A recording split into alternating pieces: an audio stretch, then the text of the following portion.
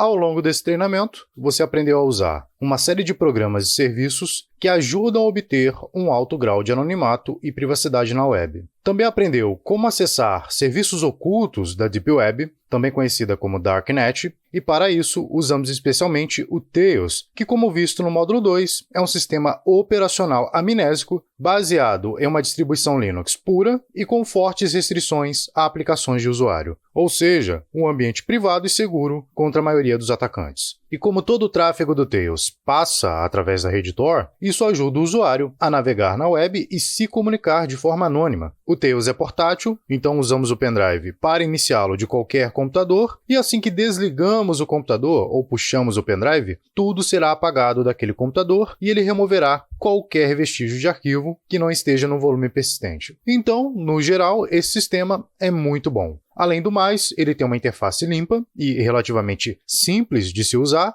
e é por isso que eu escolhi usá-lo como base para o nosso treinamento avançado, o módulo 3, e porque fornece relativa segurança e boa privacidade e anonimato ao usuário. Bom, desde que você não cometa nem o erro de OPSEC, como fazer login em uma conta que esteja ligada à sua identidade, ou interagindo com outras contas que possam estar ligadas à sua identidade real, o Tails já é mais do que suficiente para você que busca um ambiente seguro e isolado para realizar as suas atividades na web. Porém, note que eu disse relativa segurança. O problema com o Tails, e a maioria dos sistemas operacionais, é o fato de que tudo está sendo executado sob um único domínio. Então, se um hacker conseguir invadir este computador, seja executando o Tails ou qualquer outro sistema operacional, ele terá acesso a todo este domínio. E por maiores que sejam as restrições do Tails, uma vez dentro do sistema, hackers habilidosos podem extrair uma quantia significativa de informações e desanonimizar você. E a depender do quão descuidado você for, eles serão capazes de controlar o computador e fazer qualquer coisa que você possa fazer como usuário. Portanto, mesmo que você esteja usando os melhores métodos de anonimato, se alguém invadir o seu computador, o jogo acabou. Por esse motivo, que a segurança é muito importante e está diretamente relacionada à privacidade, como mencionei no módulo introdutório. Você não pode estar privado ou anônimo se não estiver seguro. Uma boa solução para este problema, que pode melhorar a nossa segurança, é usar diferentes computadores para diferentes tarefas. Por exemplo, usar um computador para tarefas relacionadas ao trabalho, um computador para coisas pessoais, um outro computador para as coisas não confiáveis. Se você usa um computador para navegar em sites e baixar anexos, use um outro computador que não está conectado à internet para armazenar suas senhas, chaves e backups, carteiras de Bitcoin e assim por diante. Desta forma, se alguém conseguir invadir um desses computadores, ele só terá acesso a um computador e será muito difícil para eles se moverem deste computador e comprometerem os demais. Significa que este será o computador que provavelmente será hackeado em vez dos outros. Assim, todas as suas coisas importantes, tanto de trabalho quanto pessoal, não serão hackeadas e os hackers não serão capazes de ter acesso a elas. Além disso, se você estiver usando uma identidade separada neste computador não confiável, então a sua identidade real ou as identidades que você usa no trabalho e pessoal novamente não serão comprometidas. Então, esta é realmente uma excelente solução. O problema é que não é barato. Você precisa de um número de computadores e também não é nada prático. Então imagine ter que usar um computador diferente para cada vez que você quiser fazer uma tarefa diferente. Claro, você pode tornar isso um pouco mais fácil e usar um único computador, mas usar vários discos USB com o Tails e, novamente, usar cada um deles para um domínio separado. Um para o seu trabalho, um para o seu compartimento pessoal e um para o seu compartimento não confiável. Mas, novamente, isso não é muito prático, porque vamos dizer que, por exemplo, você está usando o Tails do seu trabalho.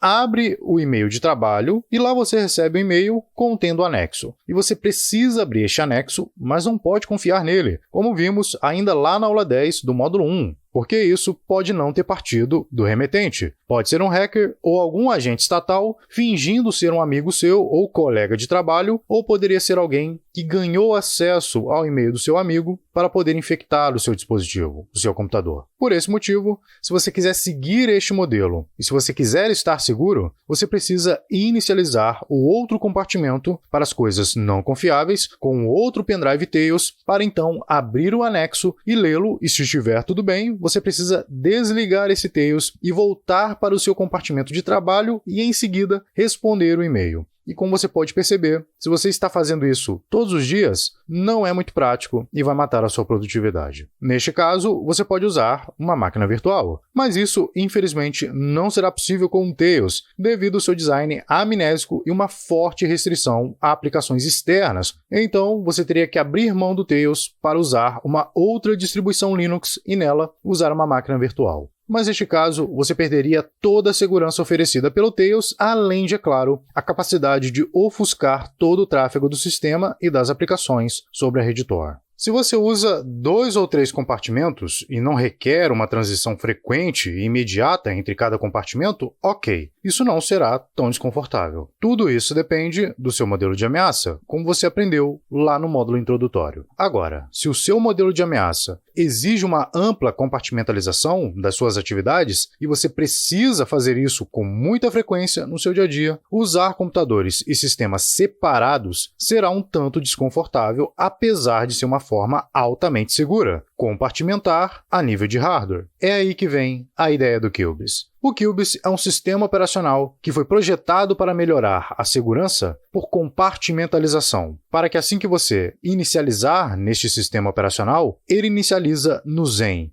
que é um hypervisor. Se você não sabe o que é um hypervisor, eu recomendo que você assista a aula 14 do módulo 2. E só depois o sistema operacional é inicializado. E tudo dentro desse sistema operacional é separado em diferentes domínios. Você terá um domínio para o seu trabalho, um domínio para uso pessoal e um para uso não confiável ou arriscado e assim por diante. E cada um desses domínios é uma máquina virtual completamente isolada entre si. Assim, você pode pensar nessas máquinas virtuais como computadores completamente separados e isolados, e é daí, portanto, o nome máquina virtual. Assim, cada uma dessas máquinas virtuais tem sua própria memória RAM, sua própria CPU, seu próprio sistema de arquivos e assim por diante, e está completamente inconsciente das outras máquinas virtuais. Ou seja, assim como executar computadores diferentes, se o domínio não confiável for comprometido ou hackeado, é muito difícil para um hacker se mover de lá para a máquina virtual de trabalho ou para a sua máquina virtual pessoal, porque os processos são individualmente separados e isolados, cada um em uma máquina virtual. Se já é extremamente difícil para um hacker invadir uma única máquina virtual, imagina várias delas. E não é só isso, o QBIS também isola outros componentes do sistema, separando-os em máquinas virtuais. Assim você tem a sua rede separada do sistema de arquivos, que é separado do controlador USB, que é separado do firewall e assim por diante, todos sendo executados dentro de suas próprias máquinas virtuais. Este, inclusive, é o diferencial entre usar o QBIS e máquinas virtuais comuns, como VirtualBox ou VMware. No QBIS, você isola os recursos essenciais em outras máquinas virtuais ao mesmo tempo e de forma modular, e economiza processamento, memória e espaço em disco. Desta forma, se um hacker consegue explorar uma vulnerabilidade em qualquer um desses componentes, então ele só terá acesso a esta máquina virtual isolada, que nem sequer está ciente da existência dos demais ambientes de trabalho e de seus domínios pessoais. Com isso, você não precisará ter vários computadores ou máquinas virtuais do tipo all-in-one,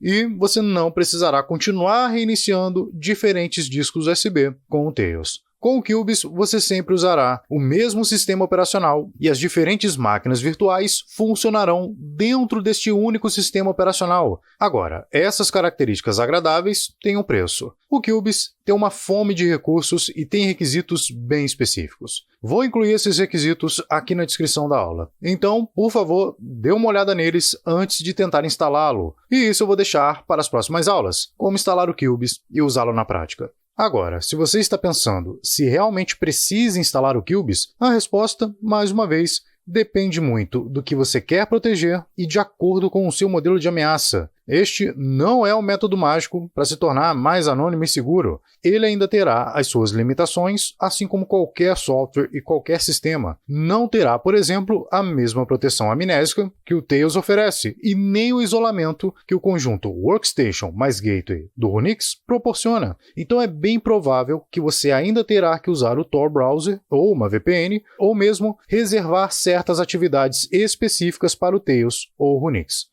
O único e considerável benefício que o QBIS lhe trará é a segurança adicional por compartimentalização e a conveniência comparada à compartimentalização física, ou seja, distribuindo aí atividades por vários computadores ou mesmo por vários discos Tails. Portanto, se alguém está especificamente tentando desanonimizar você, é menos provável que ele seja capaz de invadir outros compartimentos ali dentro do QBIS e ter acesso a eles, e tudo isso usando apenas um único computador e um único sistema. Assim, suas atividades no QBIS acabam sendo mais privadas e anônimas, porque ele é consideravelmente mais seguro comparado apenas ao Tails ou o Unix, quanto à parte de isolamento de atividades. E isso torna mais difícil de invadir o seu computador e, portanto, mais difícil de desanonimizar você. Então, se você deve usar o QBIS ou o Tails, realmente depende do seu modelo de ameaça e do conforto que você está disposto a abrir mão. Se você acha que há pessoas que vão ativamente tentar invadir o seu computador a fim de desanonimizar você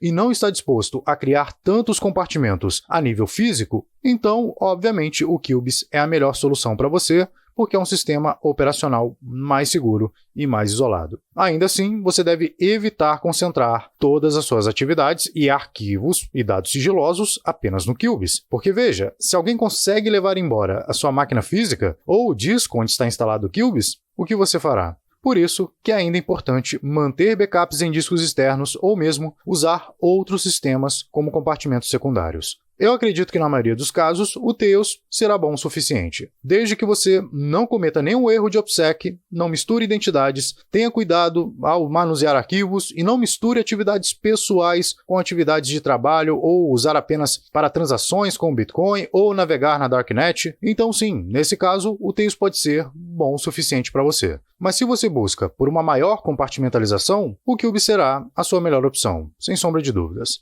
E assim como tudo que ensinamos neste treinamento, vou explicar os fundamentos. Você vai entender como o QBIS funciona e por que ele pode se encaixar ao seu setup com base aí no seu modelo de ameaça e com base no que você quer fazer. É isso aí, nos vemos então na próxima aula. Até!